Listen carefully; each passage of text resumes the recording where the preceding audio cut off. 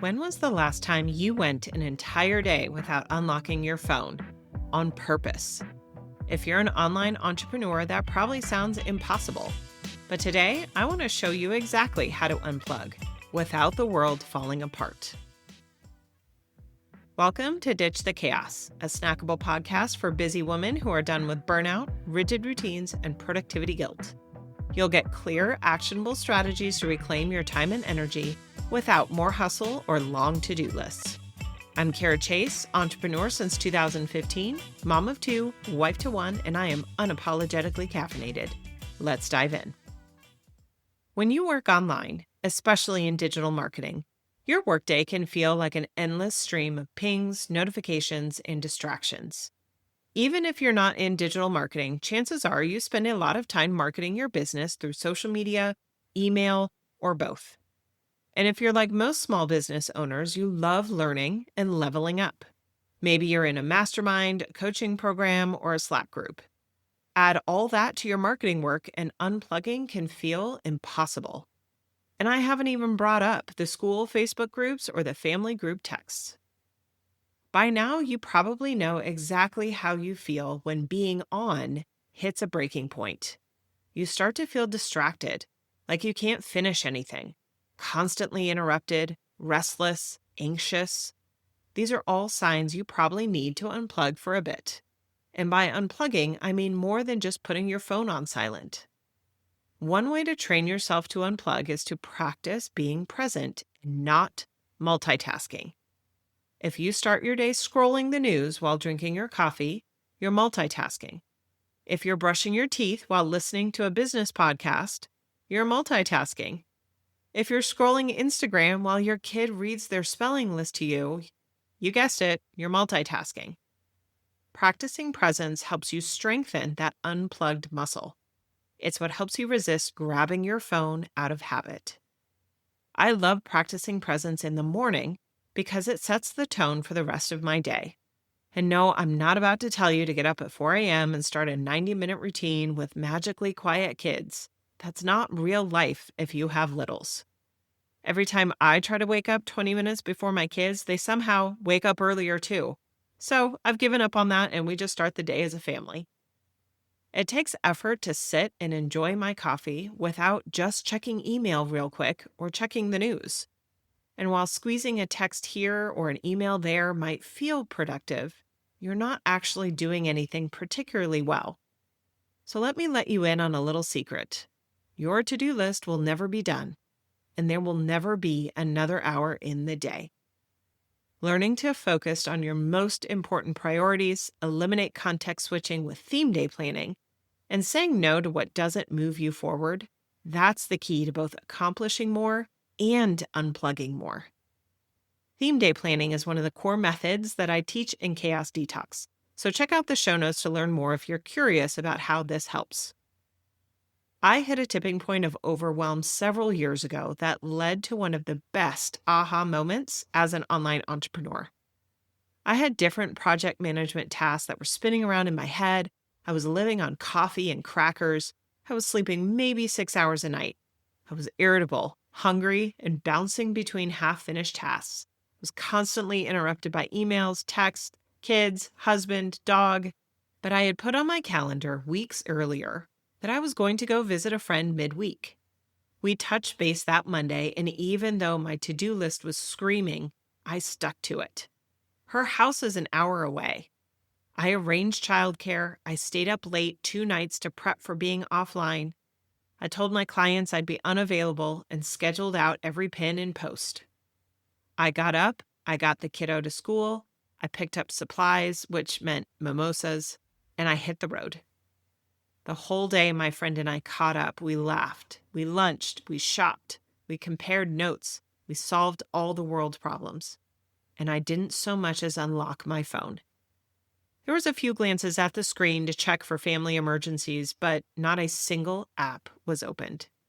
I came home, I went to bed early, I woke up the next day after 8 hours of sleep, and I was refreshed, happy, and ready to tackle the day.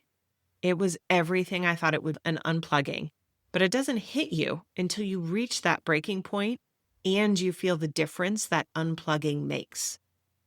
So how do you do this consistently while you're juggling family and a business? 1 minute at a time. Start with just a few minutes. At the top of every hour, go to donothingfor2minutes.com. You just have to sit there.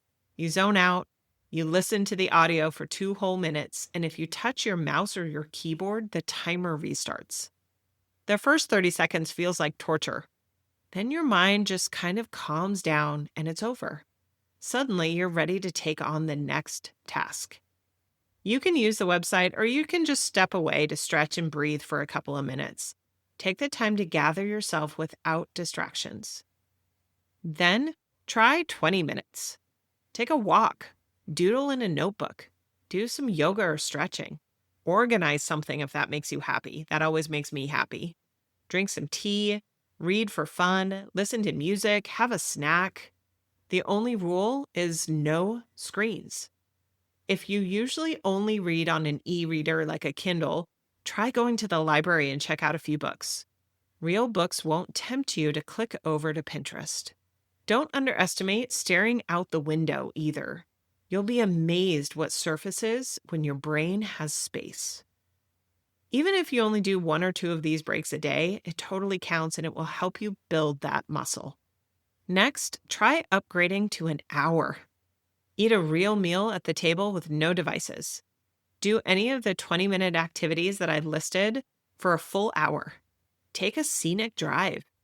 Even if it's just a couple of times a week that you take an hour to unplug, it really makes a difference. Then try half a day.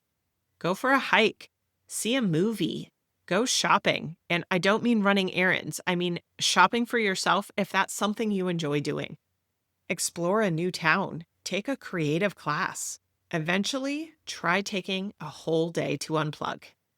Go somewhere alone. Visit a friend. Take a family day trip. And yes, that takes front-end prep, but you will reap the rewards. And to be clear, these are not activities to do while peeking at your phone. These are phone on silent, screen-free moments.